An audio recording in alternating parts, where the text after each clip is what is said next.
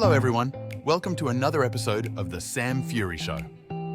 I'm Sam Fury and I'm here with Aventuras from SF Non-Fiction Books. Today, we're diving into Chapter 4 of The Message Game, written by Icewhite. Chapter 4 is titled Platforms and Social Media, Which is Best for You? Okay, so we're diving into the wild world of dating apps today. And yeah, seriously, we've got some notes here from this book called The Message Game, and we're going to take a deep dive into Chapter 4. Yeah, Chapter 4, it's all about how we connect with each other in this crazy digital age.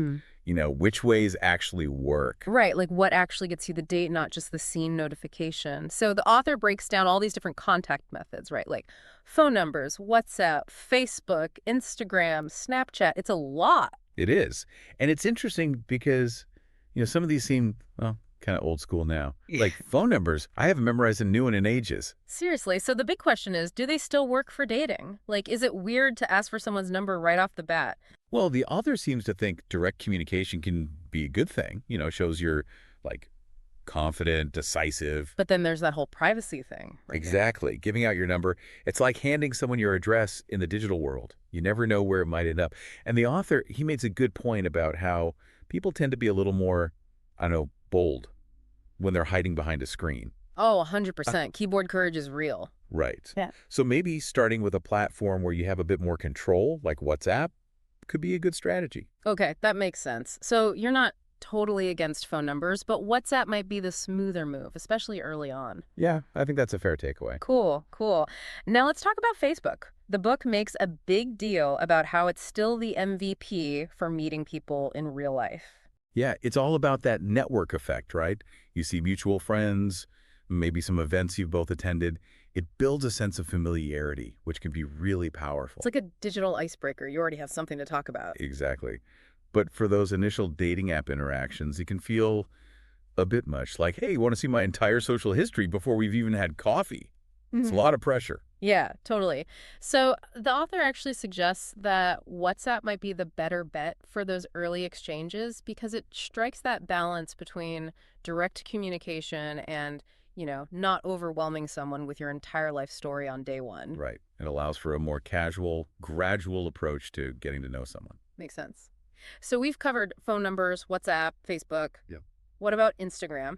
Because the author seemed a little bit, well, shady toward Instagram for dating. Yeah, Instagram is interesting, right? Because on the one hand, it's incredibly visual. And in the world of online dating, having a strong visual presence can definitely be an advantage. But it's also like the land of perfectly curated highlight reels. Exactly. And that can make it hard to know if you're connecting with a real person or just a carefully constructed version of them. And I think that's a really important point because ultimately, authenticity is what creates genuine connection, both online and offline. Absolutely.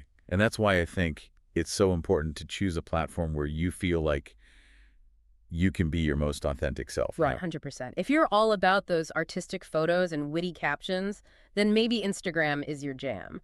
But if you're more of a send funny memes and hope for the best kind of person, WhatsApp might be a better fit. Exactly. And the good news is there's no right or wrong answer here. It's all about finding what feels most comfortable for you. So basically, the key takeaway is know thyself and choose thy platform wisely. I love it.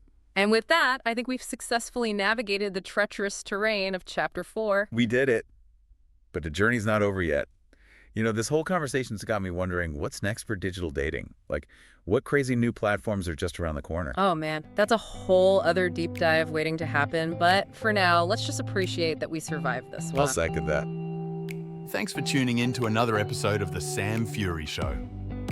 If you found this episode useful, let me know with a like, follow, and share. Also, if you haven't already, be sure to visit samfury.com and join my free newsletter. As a subscriber, you'll receive access to all my book summaries and no more than one email a week containing a roundup of my latest posts. It's completely free to join at samfury.com.